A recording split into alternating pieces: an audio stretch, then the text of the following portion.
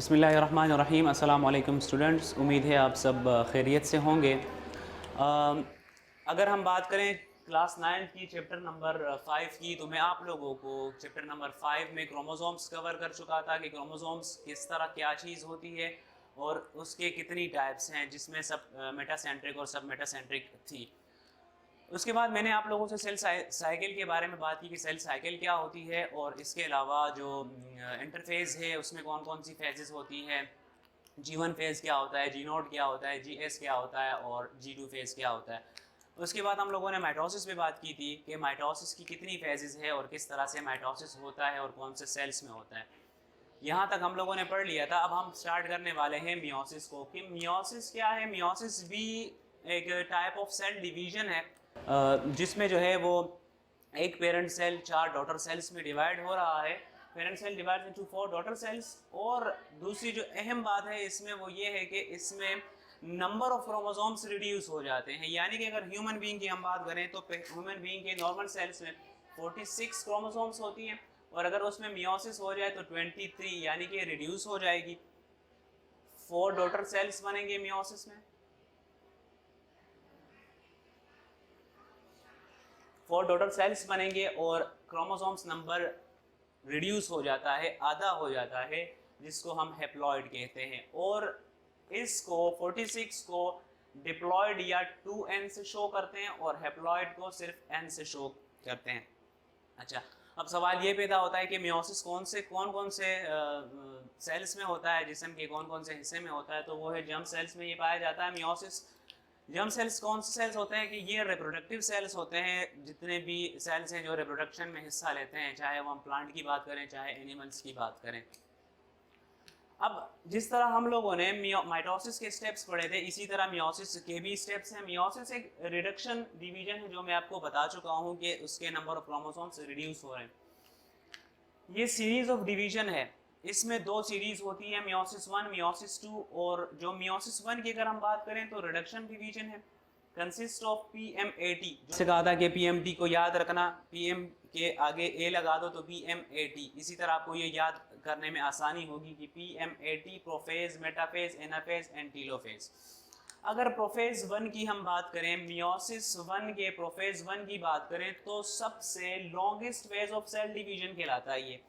ये मियोसिस का सबसे लॉन्गेस्ट फेज है और ये फर्दर डिवाइड है, सब डिवाइडेड है इनटू 5 सब ग्रुप, सब स्टेप्स में।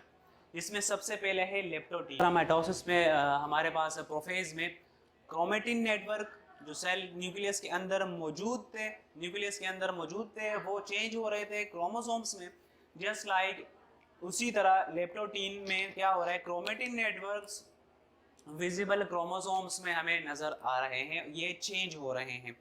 अच्छा, अब कुछ जो मैंने आपको क्रोमोसोम्स के बारे में पढ़ाया था कि ये क्रोमोसोम्स के ये 2 जो क्रोमेटिड्स हैं ये सिस्टर क्रोमेटिड्स कहलाते हैं।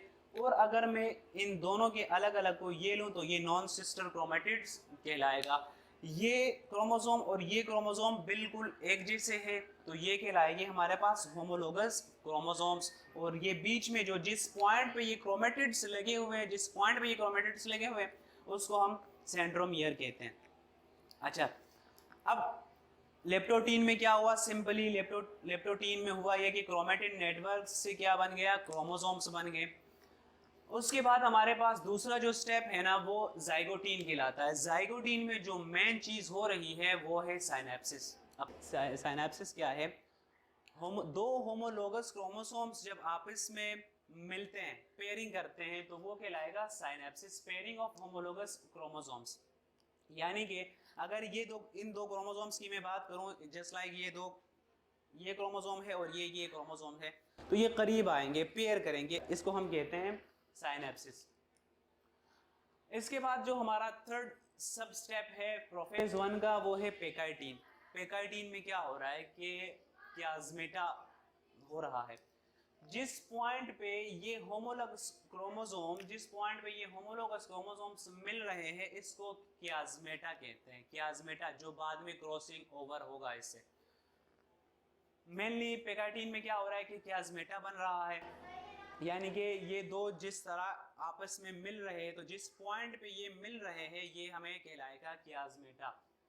अब इसके बाद जो स्टेप है वो डिप्लोटीन कहलाता है। अब डिप्लोटीन में क्या होता है, डिप्लोटीन में होता ये है कि क्रॉसिंग ओवर होती है, यानी कि जैसे मैंने डायग्रामेटिकल अगर हम देखें तो ये एक होमोलोगस क्रोमोसोम्स, ये दूसरा होमोलोगस क्रोमोसोम्स, इसका ये कियास्मेटा हो गया जिस पॉइंट पे ये लोग मिल रहे हैं। इसमें क्या होगा, एक्सचेंज होगा। एक्सचेंज कैसे होगा कि इस क्रोमेटिड का थोड़ा सा हिस्सा इस वाले क्रोमेटिड में जाएगा और इस वाले होमोलोगस के क्रोमेटिड का थोड़ा सा हिस्सा यहाँ पे आएगा। और यही वो स्टेप है जिससे वेरिएशंस आती है। पेरेंट्स से बच्चे थोड़े से डिफरेंट होते हैं और सिमिलर भी होते हैं, लेकिन यही वो पॉइंट होता है, क्रॉसिंग ओवर होती है, जो पेरेंट्स अगर शक्ल सूरत की बात करें, उसकी अपीयरेंस की बात करें, तो वो पेरेंट्स से थोड़े से चेंज होंगे।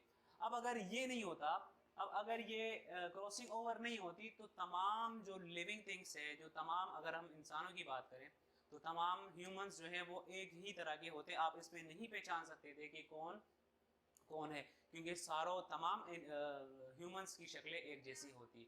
तो यही वो पॉइंट है जो बहुत इंपॉर्टेंट है। डिप्लोटीन में क्रॉसिंग ओवर हो रही है, एक क्रोमेटिड का हिस्सा दूसरे क्रोमेटिड में जा रहा है। इसके बाद जो आखिरी स्टेप है प्रोफेज 1 का, उसमें डायकाइनेसिस है। इसमें क्या हो रहा है कि जो टर्मिनेशन ऑफ कियास्मेटा हो रहा है वो ये रहा है। इसमें अगर हम डायग्रामेटिकल देखें तो टर्मिनेशन, ये जो कियास्मेटा है, हम लोगों ने कहा था कि ये एक दूसरे क्रोमोसोम्स को साथ मिलते हैं तो उसको कहते हैं, अब ये दूर होंगे, ये कियास्मेटा दूर होंगे और न्यूक्लियर मेम्ब्रेन डिसअपीयर हो जाएगी। अगर मैं आपको यहाँ पे ये डायग्राम से दिखाऊं तो यहाँ पे क्या हो रहा है, न्यूक्लियर मेम्ब्रेन मौजूद है, न्यूक्लियस का जो मेम्ब्रेन है वो मौजूद है, लेकिन जैसे डायकाइनेसिस शुरू होता है तो न्यूक्लियर मेम्ब्रेन गायब हो जाती है, सेंट्रियोल से स्पिंडल फाइबर्स निकलती है और ये जो क्रोमोसोम्स है ना इसको अटैच कर लेती है। माइटोसिस में हम लोगों ने कहा था कि ये क्रोमोसोम्स दोनों स्पिंडल फाइबर से टच हो रहे हैं, तो अगर ये एक ही क्रोमोसोम है, दो यहाँ जा रहे थे और दो वहाँ जा रहे थे, डिवाइड हो रहे थे, चूंकि वो पहले बन चुके थे, उसकी इंटरफेस में वो डबल हो गए थे। अब यहाँ पे भी ये डबल है, लेकिन बजाय एक ही क्रोमोसोम के दो क्रोमोसोम्स, यानी कि 23 यहाँ आ रहे हैं और 23 वहाँ जा रहा है। ये डायकाइनेसिस की डायग्राम है। मेनली दो चीज़ें हो रही है, टर्मिनेशन ऑफ कियास्मेटा हो रहा है और न्यूक्लियर मेम्ब्रेन जो है वो डिसअपीयर हो रहा है। उसके बाद हमारे पास जो है वो मेटाफेज 1 है। मेटाफेज 1 में क्या हो रहा है, जिस तरह हम लोगों ने प्रोफेज माइटोसिस के प्रोफेज में मेटाफेज में पढ़ा था कि वो जो क्रोमोसोम्स है वो बिल्कुल सेंटर में आ रहे हैं, तो एक इक्वेटर पे आ रहे हैं, chromosomes arrange itself on the equator.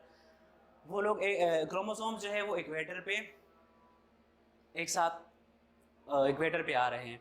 इसके बाद हमारे पास जो स्टेप है वो है एनाफेज 1 का।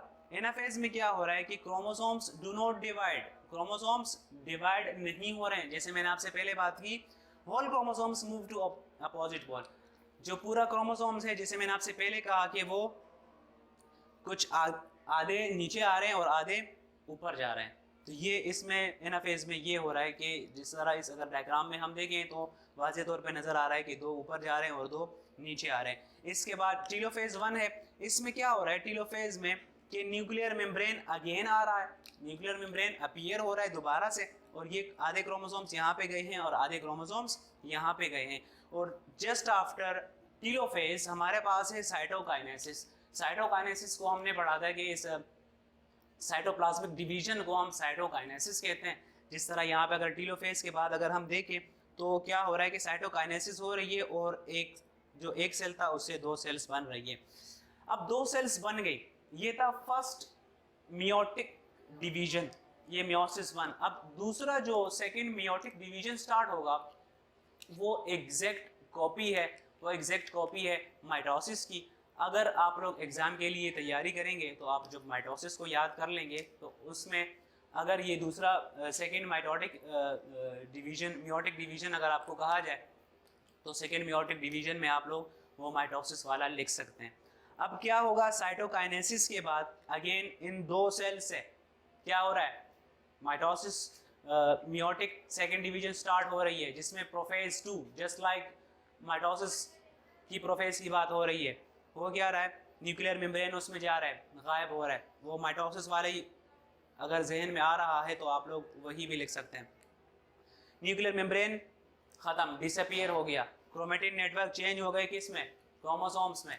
अब प्रोफेज के बाद मेटाफेज आता है। मेटाफेज में एग्जैक्ट जैसे माइटोसिस में हो रहा था, मेटाफेज में क्या हो रहा है, एक इक्वेटर पे आएंगे। अब ये 2 सेल्स की बात हो रही है, पहले वो 1 सेल की बात हो रही थी। अब मेटाफेज के बाद हमारे पास एनाफेज 2 आएगा। एनाफेज 2 में क्या होगा कि अगेन वही जो माइटोसिस में हो रहा था, क्रोमोसोम्स एक दूसरे के पास जा रहे हैं, और आखिर में जो टीलोफेज है उसमें ये 2 थे तो ये 4 हो जाएंगे, और फिर साइटोकाइनेसिस के ज़रिए एक पेरेंट सेल डिवाइड हो जाएगा। यहाँ पे एक पेरेंट सेल था, यहाँ पे एक पेरेंट सेल था, यहाँ पे 4 डॉटर सेल्स बन गई, 1 2 3 4। ये था हमारा टॉपिक मियोसिस का। उम्मीद है आप लोगों को क्लियर हो चुका होगा, और अगर कोई क्वेश्चंस है तो वो इंशाल्लाह हम लोग क्लास में कवर करेंगे। आप अपने क्वेश्चंस अपने पास लिख लें और उस चीज़ को हम इंशाल्लाह क्लास में डिस्कस करेंगे। फ़िलहाल यही तक ही, इंशाल्लाह फिर नेक्स्ट वीडियो में नेक्स्ट का टॉपिक कवर करेंगे। वस्सलाम।